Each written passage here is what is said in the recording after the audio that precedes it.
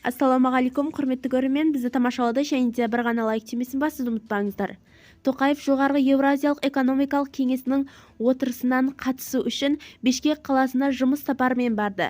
Әуежайда мемлекет басшысын Қырғыз Республикасы министрлер кабинетінің төрағасы, президент әкімшілігінің басшысы Ақылбек Жапаров күтіп алды. Бізді тамашалауды жалғастырыңыз. Ассалаумағалейкум, құрметті көрермен, бізді тамашалауды және де бір ғана лайк тимесін бассыз ұмытпаңыздар. Жетісу облысында 3 бала жанып жатқан үйден құтқарылды. Уақиға кеше Панвилов ауылындағы үлкен Шыған ауылында шамамен түнгі 10-дарда болған. Ер адам өрт сөндірушілер келгенге дейін 2010, 2014, 2018 жылға туылған 3 баланы үйден шығарған. Сонымен қатар үй тұрғындарын оятып, 2 газ баллонын да алып шыққан.